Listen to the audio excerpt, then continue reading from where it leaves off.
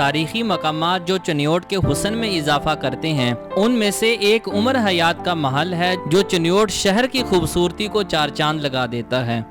18ویں صدی عیسوی کے اواخر اور 19ویں صدی عیسوی کی شروعات میں شیخ خاندان کے کئی افراد نے کلکتہ سے چنیوٹ کے لیے ہجرت کی۔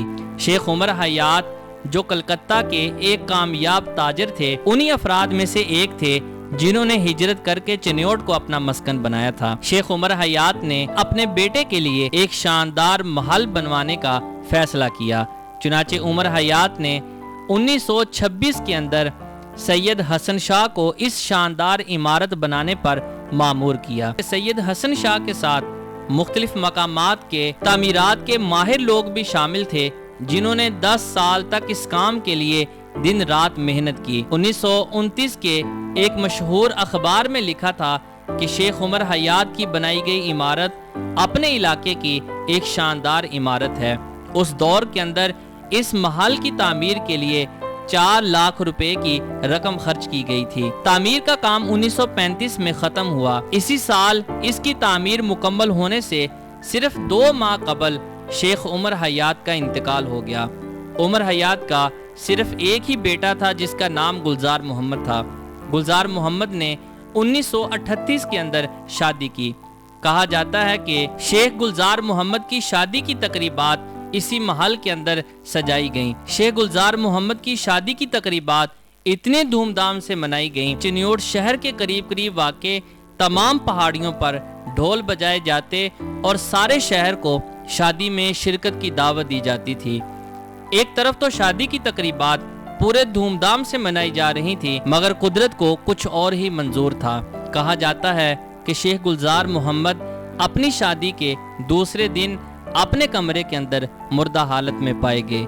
بعض لوگوں کا ماننا یہ ہے کہ انہیں زہر دیا گیا، جبکہ بعض لوگوں کا ماننا یہ ہے کہ اس دور کے اندر پانی کو گرم کرنے کے لیے اس کے نیچے کوئلہ جلتا تھا، کوئلے کا دھواں کمرے میں بھر گیا جس وجہ سے دم گھٹنے سے شیخ گلزار محمد کی موت واقع ہو گئی۔ ماں کے سامنے جوان بیٹے کا جنازہ اٹھایا گیا۔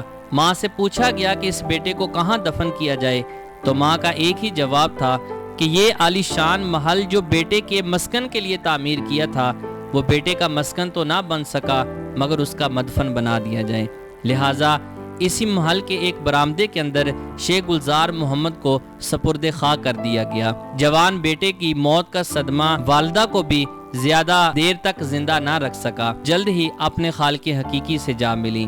گلزار محمد اور ان کی والدہ کو ایک ساتھ عمارت کے برآمدے میں دفن کیا گیا۔ کہا جاتا ہے کہ شیخ خاندان کے لوگ یہ سوچ کر یہاں سے چلے گئے کہ یہ شیخ خاندان کے لیے ایک منحوس جگہ ہے۔ شیخ گلزار محمد کی موت کے کچھ عرصہ بعد یہ محل بالکل خالی ہو گیا۔ محل کا خالی ہونا تھا کہ علاقہ مکینوں نے بھی اس محل کے ساتھ کوئی خاص انصاف نہ کیا۔ محل کے اندر لگے ہوئے لکڑی کے قیمتی فن پارے یہاں سے چرائے گئے اور دیگر شہروں کے اندر انہیں فروخت کر دیا گیا۔ قیمتی فانوس اتار لیے گئے۔ کئی عرصہ تک اس جگہ پر قبضہ مافیا نے قبضہ کیے رکھا اور عمارت کو کافی نقصان پہنچایا۔